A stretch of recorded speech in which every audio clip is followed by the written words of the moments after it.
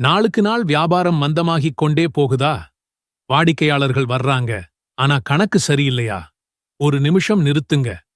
உங்க கடையில ஒரு மாற்றம் தேவைன்னு தோணுதா? இன்னைக்கு நீங்க கேட்கப் போற துஆவும் சில எளிமையான இஸ்லாமிய வழிகாட்டுதல்களும் உங்க வியாபாரத்தையே தலைகீழா மாத்தும். வெறும் லாபம் மட்டும் இல்ல, மன நிம்மதியும் சேர்த்து வரும். இஸ்லாத்துல வியாபாரம் செய்யறது வெறும் தொழில் இல்லங்க. அது ஒரு இபாதத், ஒரு வணக்க வழிபாடு. ஆனா அந்த வியாபாரத்துல பரக்கத் இருக்கணும். பரக்கத் அப்படின்னா என்ன? வெறும் ₹1 முதலீடு போட்டு ₹2 லாபம் பார்க்கறது மட்டும் பரக்கத்தில்ல. அந்த லாபம் நம்ம குடும்பத்துல ஒரு சாந்திய கொடுக்கணும், வீட்ல அமைதி நிலவணும், பிள்ளைங்க நல்லா படிக்கணும், ஆரோக்கியமா வாழணும், நோய் நொடி இல்லாம, கடன்கள் இல்லாம ஒரு நிம்மதியான வாழ்க்கை வாழணும். இதெல்லாம் எங்கிருந்து வருது? நேர்மையா சம்பாதிக்கிற பணத்திலிருந்தும் அல்லாஹ்வோட அருளை வேண்டி நாம ஓதுற துவாக்கள்ல இருந்தும் தான். இன்னைக்கு நாம பார்க்கப் போறது இஸ்லாமிய வரலாற்றின் ஒரு பொன்னான அத்தியாயம். நபித்தோழர் அப்துர் ரஹ்மான் இப்னு அஃப் ரலியல்லாஹு அன்ஹு அவங்க வாழ்க்கையிலிருந்து மதீனாவுக்கு ஹிஜ்ரா இடம்பெயர்ந்து வந்தப்போ கையில ஒண்ணுமே இல்ல. ஆனா வரலாறு பாருங்க, அவங்க பின்னாடி லட்சக்கணக்கானோர் உதவி வேண்டி வந்து நிக்கிற அளவுக்கு செல்வம் கொழிச்சது. எப்படி இது சாத்தியமாச்சு? வெறும் உழைப்பு மட்டும்தானா? இல்ல. என்ன துஆ ஓதினாங்க? என்ன மாதிரியான நடைமுறை எத்திக்ஸ், அதாவது இஸ்லாமிய நெறிமுறைகளை பின்பற்றினாங்க? அதையெல்லாம் தான் இப்போ நாம ரொம்ப ஆழமா பார்க்கப் போறோம். மதீனாவுக்கு வந்த புதுசுல அப்துர் ரஹ்மான் இப்னு அவுஃப் ரலியல்லாஹு அன்ஹு அவர்களுக்குன்னு பெரிய சொத்துன்னு எதுவுமே கிடையாது. அவருடைய வாழ்க்கை எளிமையானது. அவர்கள் ஆரம்பத்தில் ஒரு சிறிய வணிகத்துடன் சிறிய கடை அல்லது வர்த்தகம் வாழ்ந்ததாக கூறப்படுகிறது.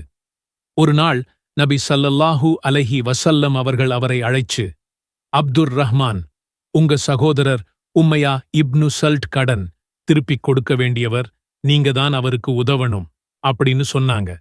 யோசிச்சு பாருங்க, புதுசா வந்திருக்கார், கடையில பெரிய வருமானம் இல்ல. ஆனா நபி ஸல்லல்லாஹு அலைஹி வஸல்லம் சொன்னதும் அப்துர் ரஹ்மான் ரலியல்லாஹு அன்ஹு ஒரு நிமிஷம் கூட யோசிக்கல. உடனே தன் கைவசம் இருந்த சிறிய தோட்டத்தை விற்று அந்த பணத்தைக் கொண்டு உம்மையா இப்னு சல்ட் அவர்களின் கடனை அடைத்தார். மேலும், நான் என் வியாபாரத்தில் வரும் லாபத்தில் 50% ஏழைகளுக்கும் தேவைப்படுபவர்களுக்கும் பகிர்ந்து கொடுப்பேன். இது சாதாரண வாக்குறுதி இல்லங்க. இது அல்லாஹ் மேல வச்சிருந்த அசைக்க முடியாத நம்பிக்கை. அவர் கொடுத்த வாக்குறுதியோட பரக்கத் என்னவாச்சு தெரியுமா? அடுத்த ஹிஜ்ரி வருஷம் முடிஞ்சப்போ அவரோட கடையில 700 ஒட்டகங்கள்ல கொண்டு போகக்கூடிய அளவுக்கு செல்வம் குவிந்தது. 700 ஒட்டகங்கள், எவ்வளவு பெரிய வளர்ச்சி! இங்க என்ன மாறியது? வெறும் உழைப்பு மட்டும்தானா? இல்ல. நேர்மை, கடன் தீர்த்தல், சதக்கா, தர்மம். இதுதான் பரக்கத் ஃபார்முலா. இந்த ஃபார்முலா வெறும் அப்துர் ரஹ்மான் இப்னு அவுஃப் ரலியல்லாஹு அன்ஹு அவர்களுக்கு மட்டும் இல்ல, நமக்கும் தான். ஒவ்வொரு நாளும் கடை திறக்கிறதுக்கு முன்னாடி இந்த துஆவை ஓதுங்கள். அல்லாஹும்ம இன்னி அஸ்அலுக இல்மன் நாஃபிஅன் வரிஸ்கன் தய்யிபன் வஅமலன் முதகப்பலன். துஆவின் பொருள், யா அல்லாஹ், பயன் தரக்கூடிய அறிவையும் சிறந்த வாழ்வாதாரத்தையும் சிறந்த அமல்களும் கிடைக்கச் செய்வாயாக. நபி ஸல்லல்லாஹு அலைஹி வஸல்லம் அவர்கள் தெளிவாகச் சொன்னாங்க, இருவர் ஒரு டீல் பண்ணினாங்கன்னா பொருளோட குறையைச் சொல்லிவிட்டால் அவங்க டிரான்சாக்ஷன்ல பரக்கத் இருக்கும். மறைச்சால் பரக்கத் போயிடும். புகாரி. இது எவ்வளவு முக்கியம்னு பாருங்க. ஒரு பொருள்ல ஒரு சின்ன குறை இருந்தாலும் அதை வாடிக்கையாளரிடம் வெளிப்படையா சொல்லிடுங்க. சார், இந்த பொருள்ல ஒரு சின்ன கீறல் இருக்கு, இந்த மாடல் போன வருஷத்துது, இந்த பழம் கொஞ்சம் சீக்கிரம் பழுத்துடும், இப்படி வெளிப்படையா பேசுங்க. நீங்க மறைக்கலாம்னு நினைச்சாலும் ஒரு நாள் அந்த உண்மை வெளியே வரும். அப்போ உங்க மேல வச்சிருந்த நம்பிக்கையும் போயிடும், கூடவே பரக்கத்தும் போயிடும். நேர்மைங்கிறது வெறும் கொள்கை இல்ல, அது ஒரு முதலீடு. வியாபாரத்துக்கு நேரம் காலம் பார்க்கறது இல்ல.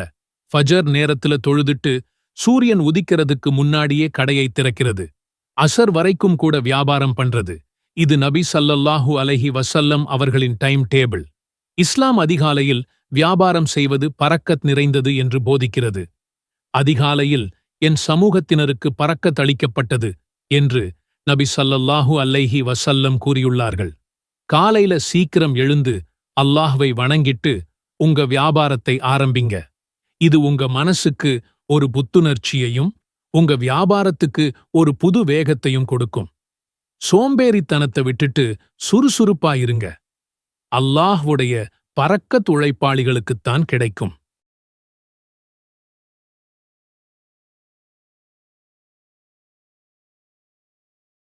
உங்கள் மனதின் ஆழத்தில் புதைந்திருக்கும் ஓர் ஆசை ஒரே இரவில் நிஜமாகிவிட்டால் எப்படி இருக்கும்? சற்றும் எதிர்பார்க்காத ஒரு மாற்றம் உங்கள் வாழ்க்கையில் நிகழ்ந்தால் அதை நீங்கள் நம்புவீர்களா? கடன் சுமையால் நெருக்குண்டு, வேலை கிடைக்காமல் மனம் வெதும்பி, திருமணம் தள்ளிப்போகிற கவலை அல்லது குழந்தை பாக்கியமில்லாத பெரும் வலி, இப்படி எத்தனையோ பிரச்சனைகள் நம்மைச் சுற்றியிருக்கின்றன. இந்த அத்தனை கவலைகளுக்கும் ஒரே இரவில் ஒரு தீர்வு கிடைத்தால், ஒரு புதிய விடியல் பிறந்தால், அதை யார்தான் வேண்டாம் என்று சொல்வார்கள்? இது வெறும் கனவு அல்ல, இது சாத்தியமே. நபி யூனுஸ் அலைஹிஸ்ஸலாம் அவர்களின் கதையை நாம் அறிவோம். அவர் மீனின் வயிற்றில் இருள் சூழ்ந்த அந்த கொடிய இரவில் வெறும் 8 வார்த்தைகளை உச்சரித்தார். அந்த 8 வார்த்தைகள் அவரை அந்த இருளிலிருந்து கரையேற்றியதுடன் அவருடைய ஒட்டுமொத்த சமூகத்தையும் காப்பாற்றியது. நம்ப முடியாதது போல் தோன்றுகிறதா? ஆனால் இதுவே இஸ்லாமிய வரலாற்றில் பொறிக்கப்பட்ட ஒரு மகத்தான அற்புதம். இன்று அந்த சக்தி வாய்ந்த இரகசிய துஆவை நீங்கள் கற்றுக்கொள்ளப் போகிறீர்கள். இது உங்கள் வாழ்க்கையிலும் எப்படியொரு பெரிய மாற்றத்தை கொண்டு வரும் என்பதை பார்க்கப் போகிறோம். வாழ்க்கையில் ஒரு கட்டத்தில் இனி என்னால் முடியாது, என் கையை மீறிப் போய்விட்டது என்று நாம் எல்லோருமே நினைத்திருப்போம். வங்கிக் கடன்கள் மலை போல் குவிந்து, குடும்பத்தில் சண்டைகள், உடல் நலம் பாதிக்கப்பட்டு மன அமைதி தொலைந்து போகும். சிலருக்கு 6 மாதங்களுக்கும் மேலாக வேலை இல்லாமல் எதிர்காலம் குறித்த பயம் தொற்றிக்கொள்ளும். இன்னும் சிலருக்கோ குழந்தை பாக்கியம் வேண்டி வருடக்கணக்கில் காத்திருந்து ஏமாற்றமே மிஞ்சும். இப்படிப்பட்ட சூழ்நிலைகளில் நாம் பெரும்பாலும் ஒரு பெரிய தவறைச் செய்கிறோம். அல்லாஹ்விடம் பேசுவதையே நிறுத்திவிடுகிறோம். என் துஆக்கள் ஏற்றுக்கொள்ளப்படுவதில்லை, நான் இவ்வளவு காலம் கேட்டதும் கிடைக்கவில்லையே என்று சலித்துக்கொண்டு மெல்ல மெல்ல அவனிடமிருந்து நாம் விலகிச் சென்று விடுகிறோம். நபி யூனுஸ் அலைஹிஸ்ஸலாம் அவர்களும் இதே போன்ற ஒரு நிராசை நிலையை அடைந்தார்கள். தங்கள் சமுதாயத்தால் நிராகரிக்கப்பட்டு கோபத்தில் அல்லாஹ்விடமிருந்து வரும் கட்டளையை எதிர்பார்க்காமல் நகரத்தை விட்டு வெளியேறினார். பின்னர் கடலில் வீசப்பட்டு மீனின் வயிற்றில் சிக்கியபோது அந்த இருள் சூழ்ந்த தனிமையில் அவர் அடைந்த மனநிலை நம்முடையதைப் போலவே இருந்தது. ஆனால் அவர் ஒரு அசாதாரணமான காரியத்தைச் செய்தார். அவர் தன்னுடைய நிராசையை, தன்னுடைய பலவீனத்தை ஒரு சக்தி வாய்ந்த துஆவாக மாற்றினார். ஆம், அந்த நொடியில் அவர் தனக்கு ஏற்பட்ட அநியாயத்தை ஒப்புக்கொண்டு அல்லாஹ்வின் உதவியை நாடினார். இதுதான் அந்த மாற்றத்தின் முதல் புள்ளி. இஸ்லாத்தில் துஆ என்பது வெறும் ஒரு கோரிக்கை அல்ல. அது உங்கள் உள்ளத்தின் ஆழமான நிலையை, உங்கள் பலவீனத்தை, உங்கள் நம்பிக்கையை அல்லாஹ்விடம் திறந்து வைக்கும் ஒரு செயல். இது ஒரு நெருக்கமான உரையாடல், ஒரு முழுமையான சரணாகதி. பலர் லாவ் ஆஃப் அட்ராக்ஷன் பற்றி பேசுகிறார்கள். நீங்கள் எதை உண்மையாக உணர்கிறீர்களோ அதையே பிரபஞ்சம் உங்களுக்கு திருப்பித் தரும் என்று லாவ் ஆஃப் அட்ராக்ஷன் சொல்கிறது. ஆனால் நாம் நம்புவது என்ன தெரியுமா? அந்த பிரபஞ்சத்தையும் அதன் ஒவ்வொரு அணுவையும் படைத்து இயக்கும் சர்வவல்லமை படைத்த இறைவன் அல்லாஹ் ஒருவன்தான். லா இலஹ இல்லா அன்த சுப்ஹானக இன்னி குன்து மினல் ظالمين. துஆவின் பொருள்: உன்னைத் தவிர வணக்கத்திற்குரிய நாயன் யாரும் இல்லை. நீ மிகவும் தூய்மையானவன். நிச்சயமாக நான் அநியாயக்காரர்களில் ஒருவனாகிவிட்டேன். நீங்கள் இந்த துஆவை ஓதும்போது நீங்கள் உங்கள் பலவீனத்தை, உங்கள் தவறை, உங்கள் அநியாயத்தை வெளிப்படையாக ஒப்புக்கொள்கிறீர்கள். அதே சமயம் அல்லாஹ்வின் தூய்மையையும் அவனுடைய ஆற்றலையும் அவன் மீதான உங்கள் முழு நம்பிக்கையையும் வெளிப்படுத்துகிறீர்கள். இதுதான் உண்மையான நேர்மறை எண்ணம். இது வெறும் பிரபஞ்சத்திடம் கேட்பது அல்ல. இது பிரபஞ்சத்தின் அதிபதியிடம், எல்லாவற்றையும் கட்டுப்படுத்தும் இறைவனிடம் முழு நம்பிக்கையுடன் சரணடைவது. துஆ சொன்னதும் உடனே விடை வரும் என்று எதிர்பார்க்காதீர்கள். சில நேரம் அல்லாஹ் உங்கள் பொறுமையை சோதிப்பான். உங்கள் நம்பிக்கை எந்த அளவுக்கு உறுதிப்பட்டது என்பதை அவன் பார்க்கிறான். ஒரு துவா உடனடியாக ஏற்கப்படாமல் போனால் அது அல்லாஹ் உங்களை நேசிக்கவில்லை என்று அர்த்தமல்ல. ஒருவேளை அதைவிடச் சிறந்த ஒன்றை அல்லாஹ் உங்களுக்காக வைத்திருக்கலாம், அல்லது அதன் பலன் மறுமையில் உங்களுக்காக காத்திருக்கலாம். பொறுமையே வெற்றியின் திறவுகோல். துவாவை மட்டும் சொல்லிவிட்டு உங்கள் முயற்சியை நிறுத்தாதீர்கள். ஒரு விதையை விதைத்துவிட்டு அதற்கு நீர் ஊற்றி பராமரித்தால்தான் அது மரமாக வளரும். அதுபோல துஆ என்பது உங்கள் முயற்சியுடன் சேர்ந்தால்தான் முழுமையான பலனைத் தரும். உங்கள் பிரச்சனைக்குத் தேவையான புறக்காரணிகளை நீங்களும் தேட வேண்டும். கடன், எதிரிகள், வேலை இல்லையா? இந்த மூணுல ஏதாவது ஒண்ணு உங்களை கட்டி போட்டிருக்கா? நான் சொல்றதை கேட்டா நம்புவீங்களா? இந்த வீடியோ முடியறதுக்குள்ள 5 வசனம் கொண்ட ஒரு சூரா உங்க பிரச்சனைய ஒரே நாள்ல தூக்கி எறியும். அதுதான் சூரத்துல் ஃபீல். நீங்க முழுசா நம்புனா அல்லாஹ் உங்களுக்காக இறங்கி வருவார். நம்மள பாதி பேர் கடனோட தான் தூங்கப் போறோம். எதிரிங்களை நினைச்ச டென்ஷனோட தான் எழுந்திருக்கிறோம். என்னடா நடக்குதுன்னு யோசிக்கும் போதே மனசுக்குள்ள ஒரு பெரிய பாரம் ஏறும். ஆனா நாம ஒரு விஷயத்தை மறந்துட்டோம். அல்லாஹ் நம்ம கூட இருக்கும்போது தீர்வு வேற எங்க இருந்தும் வரத் தேவையில்லை. சூரத்துல் ஃபீல் இது வெறும் 5 வசனம்தான். ஆனா இதோட பவர் இமயமலை அளவு.